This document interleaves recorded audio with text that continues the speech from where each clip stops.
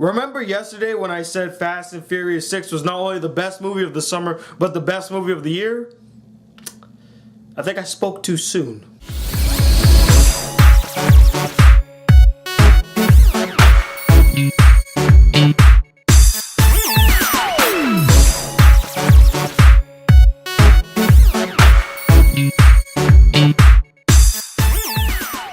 Hey guys, Tony the Black Critic Guy here with the review of Star Trek Into Darkness. So the story of Star Trek Into Darkness follows the crew of the Enterprise led by Captain James T. Kirk. And they are on a mission to capture this terrorist by the name of John Harrison, who has committed these heinous crimes and get pulled into something more than they expected. Now, I was very interested in seeing this film, although I'm not a big Star Trek fan, and I did like the 2009 Star Trek. I thought that was excellent. I didn't get to review it, but if I were to review it, I would have gave it a 4.5 out of 5 stars. I really enjoyed that film.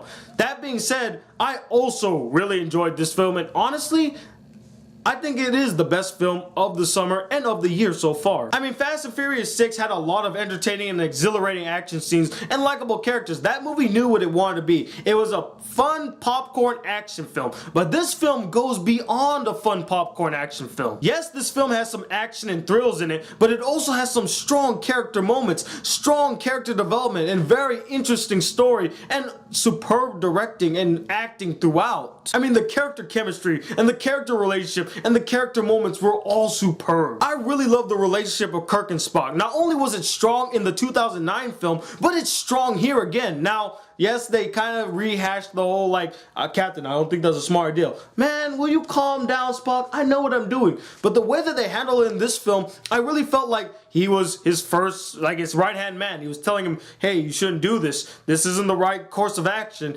And, you know, him being the captain, he's very arrogant. I love that camaraderie. You really feel like these two were these close friends. They respected each other's opinions, and they just had strong camaraderie. And the acting is superb. Everybody does a great job. Zachary Quinto as Spock, Chris Pines as freaking James T. Kirk, and of course, Benedict Cumberbatch as John Harrison, as our villain. He does a fantastic job as our villain. Although I wanted him to do a little more for the performance that he gave, he did a really good job. I mean, he was menacing and he was tough. He was everything that a good villain needs to be. Carl Urban just made me laugh throughout the entire movie. He was the funniest character, and I loved his witty comebacks and kind of these moral analogies for Kurt. Whenever Kurt would say something to him, I always laughed at all of those scenes. He was my favorite character. And there are a lot of intense, thrilling scenes where it has you on the edge of your seat, like, oh my god, what's gonna happen next? And one thing that I thought this film did a really good job at highlighting is Kurt's unconditional love for his crew. He would risk his own life to save each and every one of the people in the Enterprise, and they highlight that perfectly. And Chris Pine does a phenomenal job. I mean, I know I mentioned it, but I need to emphasize he does a really good job at portraying this character. And of course, mentioning the obvious, the special effects are really good. I really felt like they went into warp drive when they hit that throttle.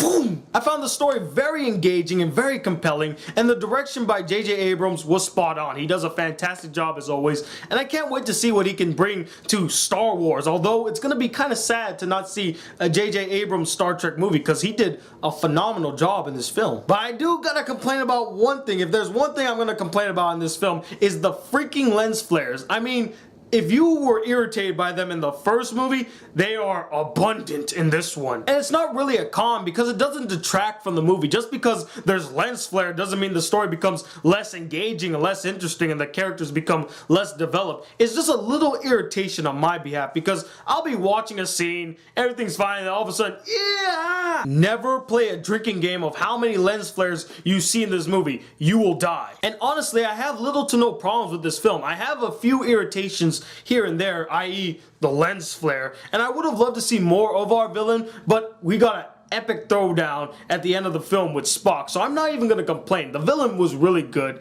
and overall, it was everything that I wanted it to be. A powerful story with captivating moments that hit you in an emotional level, just great character development, great character moments, spectacular visual effects, great direction. It's just a solid movie altogether, and that's why I'm going to give this film the first one of the year A 5 out of 5. It is an epic masterpiece, and I honestly think you all need to go see it. Whether you're a Star Trek fan or not, if you're a sci-fi fan or not, I say go check it out. It is the summer movie of the year so far. You know, I keep saying that, but then I just take it back the next day, so why bother? But anyway, what did you guys think of this film? Did you like it a lot, or did you find it to be another dull and generic Star Trek film that you cared nothing about?